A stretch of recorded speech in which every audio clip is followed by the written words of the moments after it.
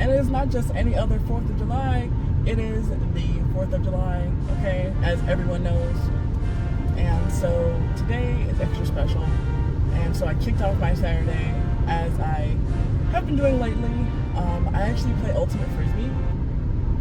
I started playing this probably like 8 years ago, and I've been playing it off and on, more off than on, but for the last month and a half or so, I've been pretty consistent. I've been playing twice a week, and so I do that on Wednesdays and Saturdays now.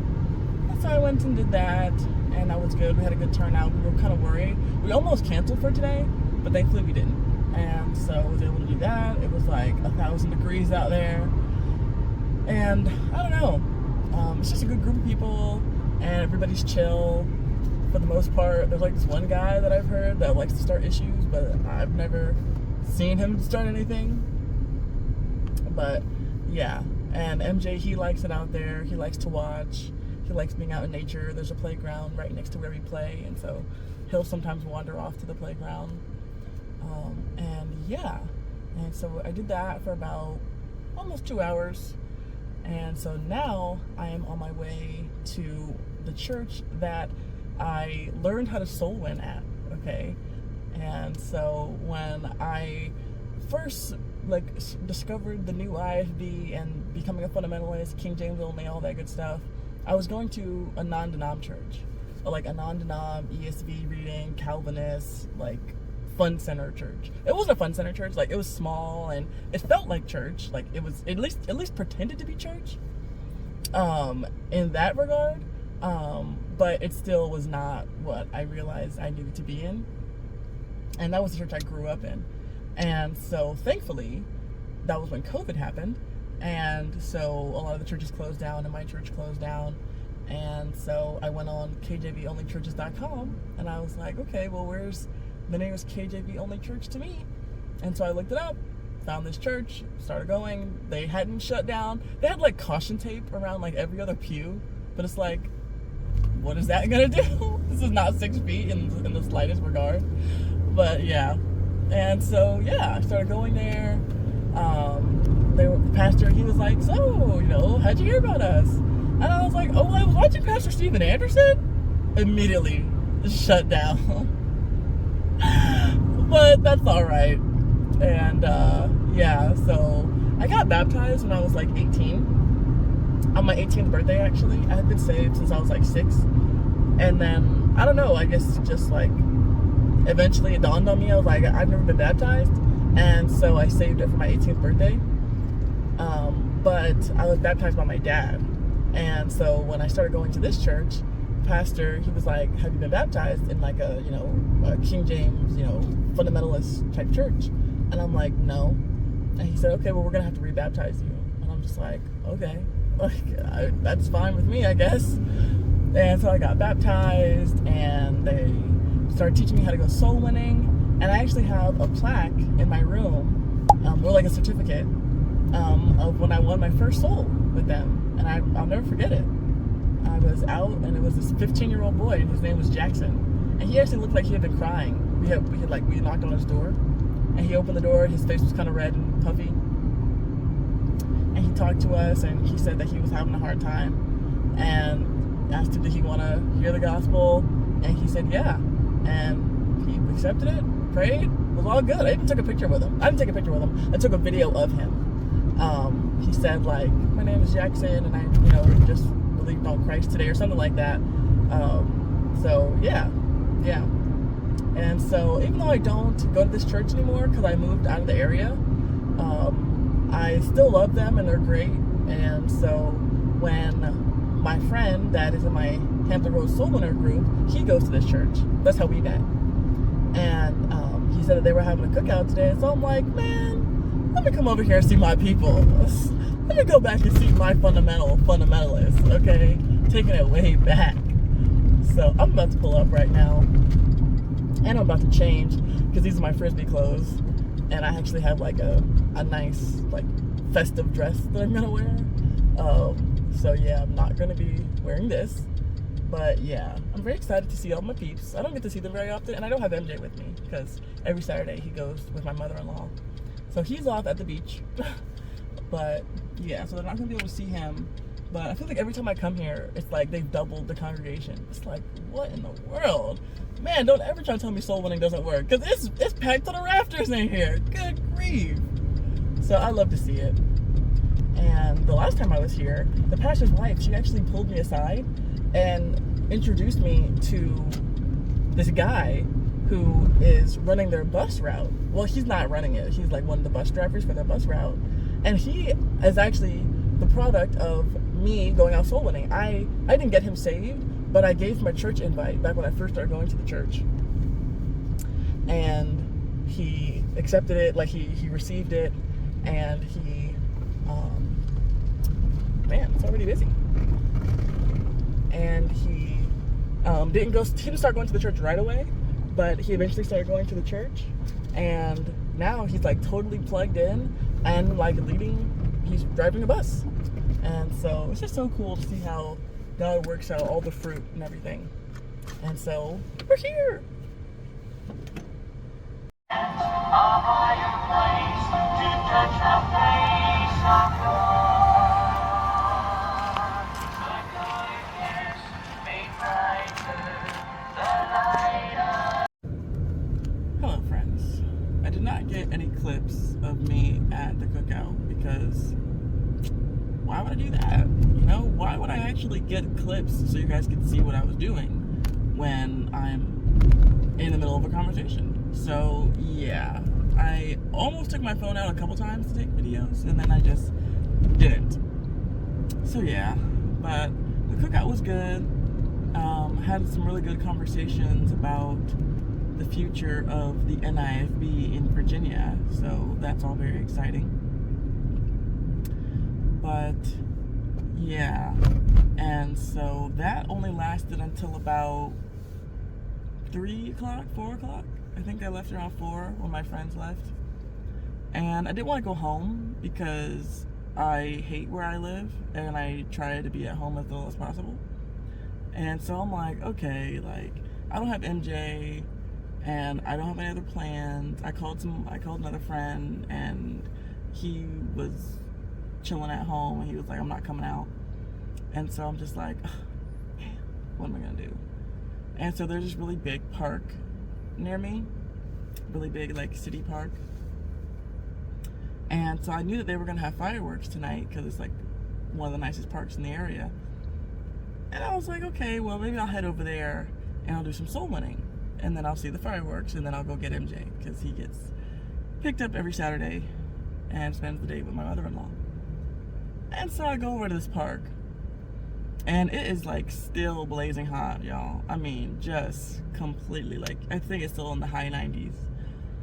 And I get there, and I have to pay $20 for parking, okay? And as soon as I park, I'm just like, I don't want to get out. I don't want to go talk to anybody. I've been running in the heat at Frisbee, and then I was sitting in the heat at the cookout, and then I'm about to be walking in the heat, going out soul winning. And I'm just like, I can't do this. But I haven't gone in a few days because I've been sick. I don't know if you guys can hear, my voice sounds a little off. But I got sick on Monday. And so, excuse me. So I'll be using that as an excuse to not go soul winning. But yeah. And so I'm like, okay, well, I have a few days to make up for, and I mean, I try to go every day, so I need to go. And so I got up and I was just like, okay, like, yes, it's hot here, but you know what else is hot? Hell, okay? And if I can go out and I can make the difference and save someone from hell, that's what I need to do, okay? That is my reasonable duty as a Christian. So I'm walking around talking to people, and I talked to a lot of people. I think I probably talked to about 100 people today, but most of them didn't get saved. But I made some good contacts. Like, there was this one lady that I talked to where literally she was married, and she said, like, I walked up to her and I said, hey, can I give you an invite to my church? And she was like, huh? And I was like, yeah, like, can I give you an invite to my church? And she was like, wow. She was like, my husband and I were just talking about going to a church and finding a church tomorrow. And she was like, he just left to go get some food, and we said that we were going to sit and decide what church we were going to go to tomorrow when he got back. And I was like, and here I am. And she was just like, wow. And like, she showed me her Bible. She was like, we were just about to have Bible study. And I was like, and here I am. I'm like, girl, you sent for me. You're welcome. And so I got her number, and hopefully I will get to see her at church. If not tomorrow, then, well, now it's today because it's after 12 now. But hopefully I'll see her. But if not, I said that we could just, get some coffee or something. They don't have any children yet, but we could just go do something. And so that was that. I talked to a few people. Like, I talked to this one guy. He was recently divorced, and he had these 2 young kids, and they were really cute. And he, like, almost broke down. He was just like, I did not see my life going this way. I never thought that I would be in this place. And I just feel lost and confused, but I just know that God is with me.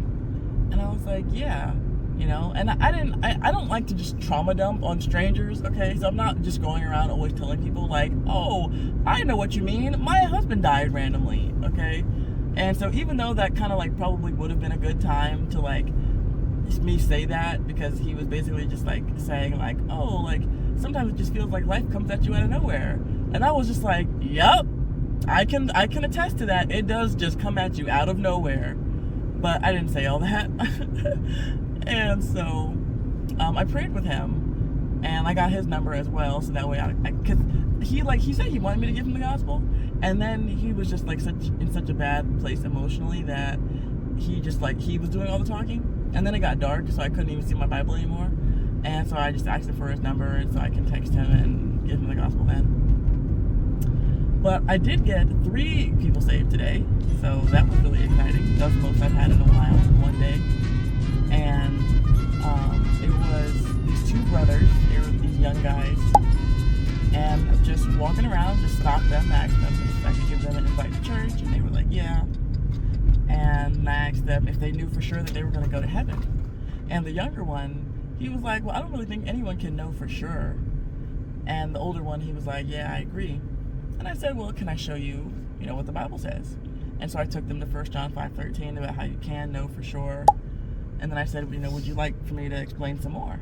And they were like, yeah. And so they listened, and they were very attentive, and they were answering all the questions right, and they just were very excited. And so, yeah, I get to the end, and I'm like, do you understand what I've expressed to you?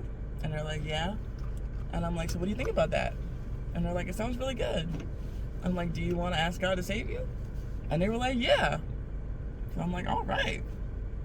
And so that was really great. Those were like my first 2 salvations in probably a couple weeks, I think. Because like when I was at the cookout with my friends, I was telling him, I was like, I see very few people saved, honestly, even though I go out like most days.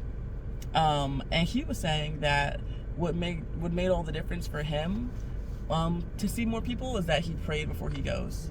And it's like, obviously that makes sense. It's like you're doing something spiritual, so you need to like talk to God before you do it. But I just struggle with my prayer life. I do not pray nearly as much as I know that I should.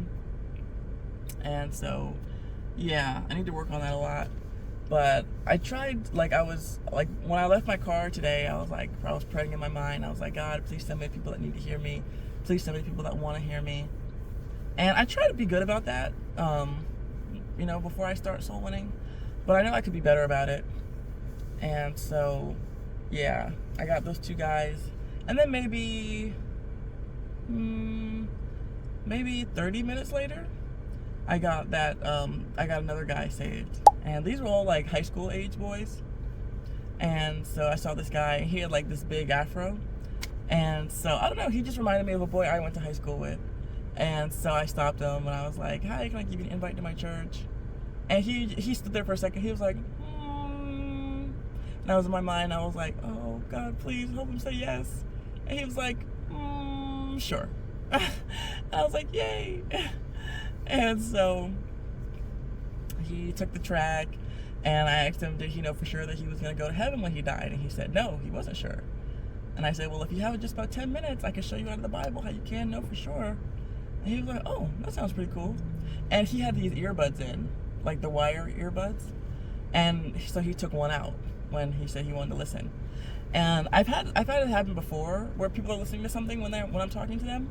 And I always find it's a very good sign when, like, halfway through the presentation, they take the other earbud out. Because now you know they're really locked in. And so I'm like, all right, I got him. He's getting it. And so he gets saved. And I got to the end and I was like, so you can't work your way to heaven, right? And he said, yeah. And I said, how do you get there? And so I took him to Romans 10, 9 and 10, and 13. And I said, doesn't that sound good? And he said, yeah, it sounds incredible. No, he said, first he said it sounds crazy. He was like, this is crazy. And I was like, it is crazy. And then he said, it sounds amazing. And I said, yeah, like Amazing Grace. And he just looked at me. He didn't know what Amazing Grace was. He had never heard that song before. Or at least he didn't know by name. And I was like, what in the world? And I took him to John 3:16. Because I was like, John 3:16, right? And he was like, no. And I was like, oh. So I read it to him and he was like, oh, I've heard that before. So I was like, yeah, you're familiar. And I was just saying how, does it say that whoever goes to church? Does it say that whoever stops cussing? Does it say that whoever stops fornicating? Does it say whoever gets baptized? And he said, no. And I said, no. It says that whoever believes. And he was like, yeah. And so it was just so cool to just see, like, he understood it and he was picking it up. And so I try to ask people, can you repeat back to me what I just said to you? And most people, they're like, what? They don't know how to phrase it, like phrase it in their own words back to me. But then now I've just kind of started to do like a checkpoint. So I'm like, what do you have to do to go to heaven? And they'll be like, you just believe on Jesus. And I'm like, is there anything else you have to do? And they're like, no. Can you lose it? No. Are you sure? No. Okay. So yeah, and so he prayed, and he was one of those people that's like, you can see a noticeable change on the outside. Obviously, sign of a changed life. It's not how you get to heaven. Okay, it's not what I'm saying. But it is more fun, when you see someone and they're like, oh wow, like this is really cool. Like, thank you so much, and they like liven up. And he was like that. He was one of those people. And so that was great. So yeah. And so I just kept walking around until I got to that last guy, like I said, the one that had recently been divorced. And that was my last person, because that was when it got dark. And then I just watched the fireworks, and they were great. And I was in the perfect spot, man. And there was like fireworks going on all around me. So like, even before the ones that were from the park started, there were just other ones going on like in the distance that I could see.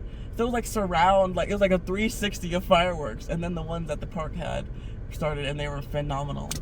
And so it was great. And then I went to go pick up MJ, and now I am finally back home, and it's 12:15 in the morning.